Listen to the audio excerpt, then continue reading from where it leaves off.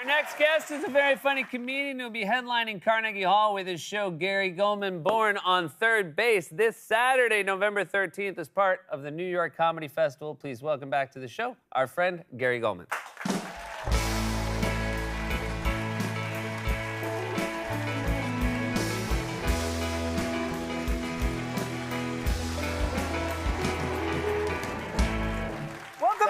How are you? It's nice to be back. I'm terrific. It's Carnegie Hall.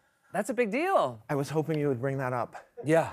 Yeah, thank you. Because I don't want it to just be my manager and his mother in the audience. So you're all invited. I mean, that Carnegie is... Hall. But it must be, I mean, all comedians have, through the course of their career, played some really low-rent rooms. It must feel like a real... This is the right arc to end up in an iconic room like that. It's the first venue my mother has heard of. Okay. So she's not familiar with the Gutbusters in Tampa and the Yuck Yucks chain. So this is very exciting. She can tell all her friends that I'm performing in a place they've been familiar with. That's fantastic. And you're living in New York now. Yes.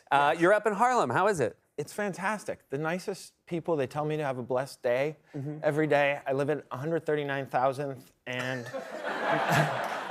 and Malcolm X. And people assume, well, my wife is a black woman, so I'm her plus one. So they assume that my neighborhood is gentrified, but I think they're thinking further down towards the park. There's a Whole Foods at 120th and Malcolm Gladwell. Okay. That's a little bit more gentrified. Yes, sure, and then at 110th, it's actually Malcolm in the middle. Oh, I understand. Yeah, it's really those are the famous Malcolms that I've been able to. The famous white. You I got left out whiter Forbes Malcolms and McDowell there, so I apologize to their families in the States. I want to ask about the name of your special because you did the Great Depression, which is absolutely wonderful, and I can't recommend enough. Where you talked about issues like anxiety and depression. Yeah. What is behind the name Born on Third Base? Well, I am very blessed in that, one, I suffered from depression during a time when they could treat it, and 100 years ago, they would just throw me away and lock the door. And so I'm very grateful for that. Also, I grew up in the 70s, a white male in New England, so I had advantages. I'm 6'6" and I ran really fast, so I was able to get a scholarship to college. So I was born on third base, as poor as we were growing up, and we were poor. The great thing was we didn't feel poor because my father, a mensch.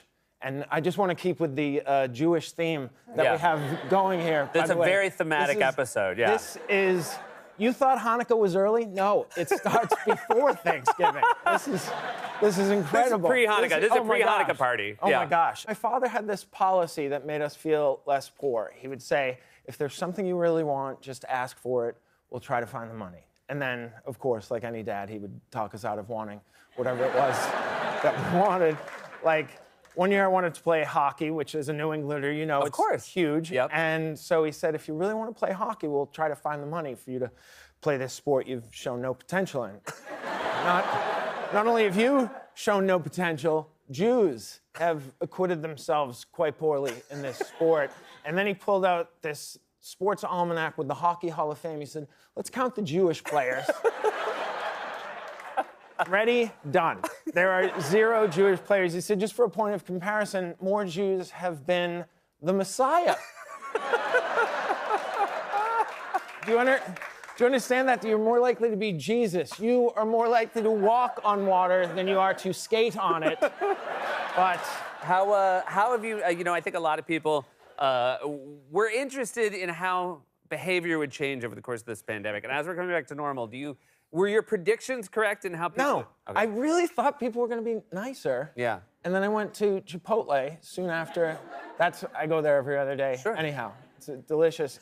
And the people who work there are so composed, despite the fact that they deal with this all day long. Ready? Corn, black beans, brown rice. Just people wagging their finger at them to assemble their burrito or their bowl. You got to be so careful, Seth. You know, in this day and age, you got to be so careful. You say burrito, leaving out the bowl people the next day. The people are on the... They're like, hey, I went bowl erasure. Right now, somebody is angry because I'm not doing the manual typewriter correctly. Right, okay.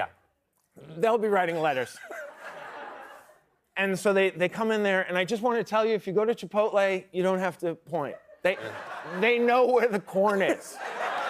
You found it. You don't even work here. Yeah. How would they not know where the corn is? Just give them the benefit of the doubt. Say corn, and then if they look baffled, then add the visual aid. But until I'm too I wouldn't last a shift at Chipotle. Somebody would come in, corn. Oh, is that where the corn? Brenda, I found the corn. It was with the other toppings. It's always the last place you look. It's so lovely to see you again, Same Gary. here, Thanks for Seth. being here. Thank you so much, Congratulations, everyone. Carnegie Hall. Thank you. For more info on tour dates, go to GaryGoldman.com.